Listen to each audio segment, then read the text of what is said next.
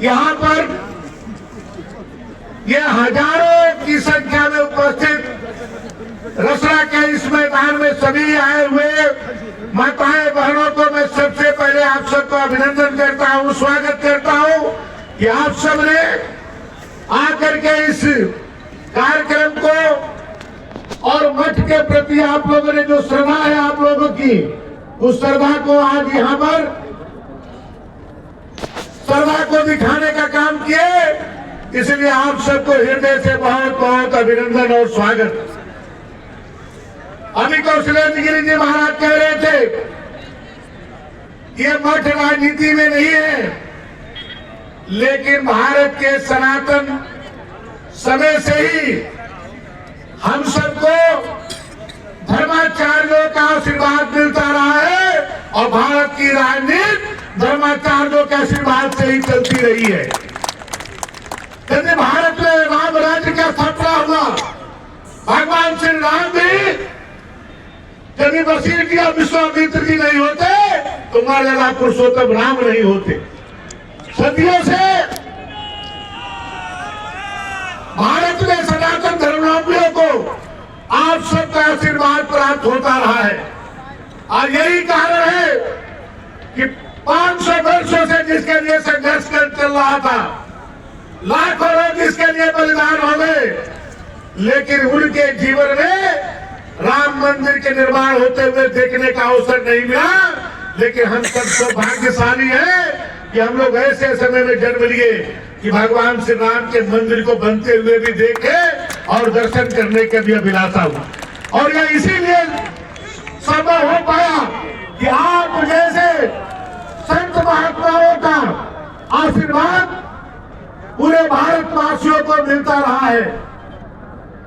हमारे शंकराचार्य सदैव भारत के दिशा निर्देश देने का काम करते रहे हैं। इसलिए राजनीति भी तभी अच्छी हो सकती है जब आप सबका आशीर्वाद से ही राजनीति चले, वही राजनीति सबसे अच्छी हो सकती है। जो भारत के सनातन धर्म को आगे बढ़ाने के लिए काम करे और वो आप सबके आशीर्वाद से ही सब पर हो पाता है।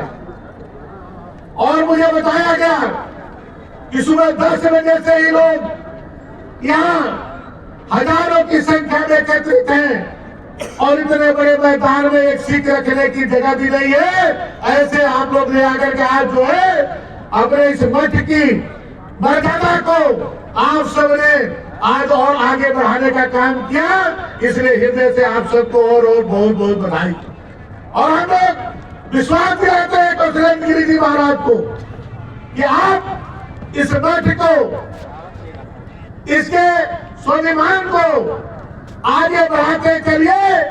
पूरा रसड़ा ही नहीं, पूरा बलिया जनपद आपके पीछे चलने का काम करेगा, क्योंकि आप अपने घर को, अपने परिवार को केवल सनातन धर्म के लिए आपने पूरे जीवन आपने सनातन धर्म के लिए समर्पित करने का काम किए हैं। और इसलिए आपके साथ हम सब कदम से कदम मिला करके चलने का काम करेंगे और इस मठ के मर्यादा के लिए चाहे भी जरूरत पड़ेगी, तन मन और धन से आपके साथ हम लोग खड़ा नजर आएंगे, क्योंकि मठ हम सब के लिए स्वाभिमान का है और यह मर्यादा हम सब की मर्यादा है।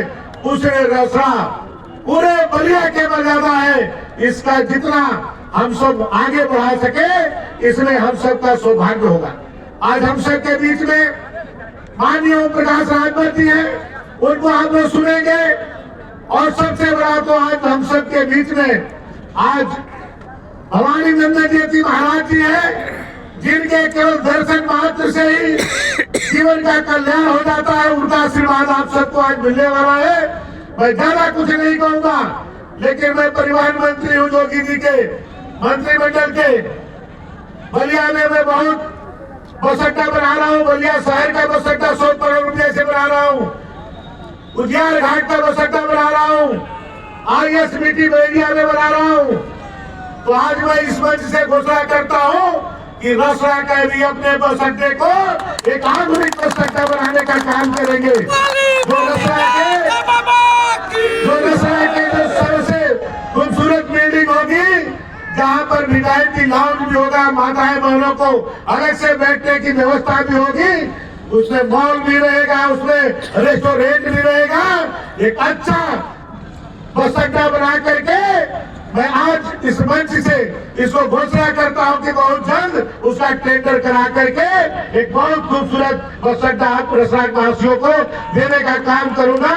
आपने बुलाया, मुझे सम्मान दिया, इसके लिए हृदय से आप सबको बहुत बहुत धन्यवाद। विशेष रूप से सुरेंद्र गिरी जी महाराज को बहुत बहुत धन्यवाद कि उन्होंने मुझे बुला करके इस शुभ अवसर पर भवानी नंदन जी महाराज जी का भी आशीर्वाद हम सबको प्राप्त हुआ, ऐसा अवसर देने का काम किए। रसरा के सभी